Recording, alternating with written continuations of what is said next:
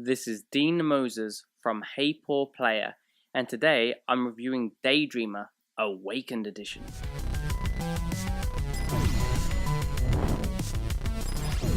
As a gamer, I often believe I'm spoiled for choice. Hundreds of games flood the market each and every year. So many different titles, so many diverse covers, but how distinctive are they really?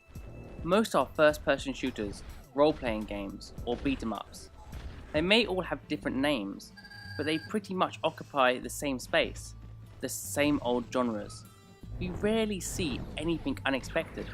Enter Daydreamer, Awakened Edition.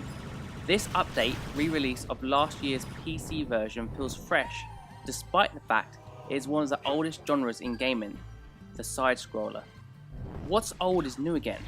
This statement sums up Daydreamer rather well. We don't tend to see many games of this ilk on consoles anymore, making the whole experience stand out from the crowd. Developer Roland Studios attempts to stand out even further still, not so much in terms of gameplay, but visually. When I first laid eyes upon Daydreamer, I was taken aback. I found it to be quite crude, even ugly. The protagonist seems to be too large for the environments she finds herself in, and not to mention her attire, a stark contrast to the game's theme. It also seemed as though it would perform sluggishly, even cumbersome, but this is an excellent case proving one should not judge a book by its cover, or a game by its graphics. The gameplay is surprisingly fast-paced, and feels pleasingly fluid. After spending some more time with the game, I grew to love the art design too. Its claymation-like bosses are wonderfully constructed, exuding charm and horror.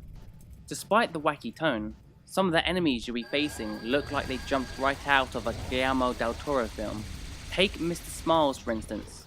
He is a hulking beast with a dark void in his rotund stomach and an evil grin fixed into his mouth, shaped like a skull that would put the Cheshire Cat to shame.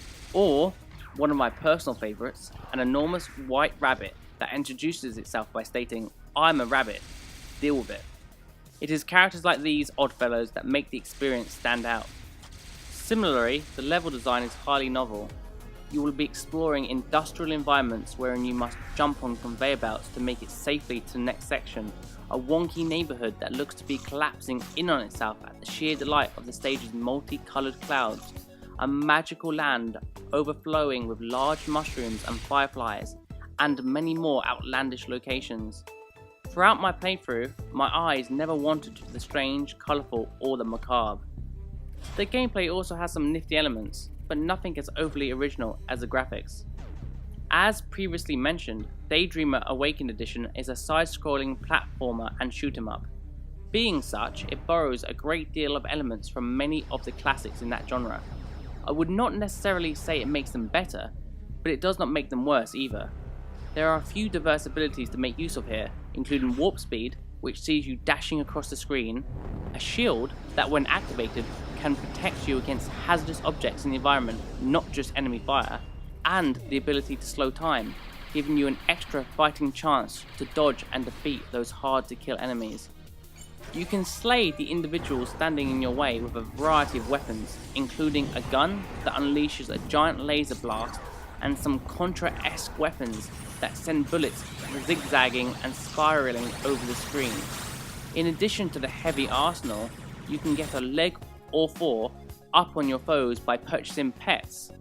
This may sound strange, but having a cat, duck or turtle floating by your side, providing you with a unique form of assistance, fits in well with the game's zany tone.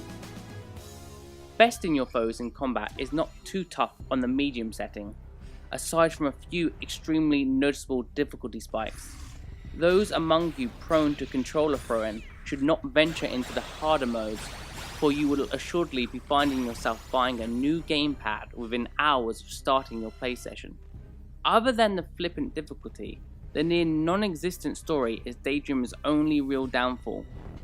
The narrative feels like an afterthought, just an excuse for the surrealistic setting.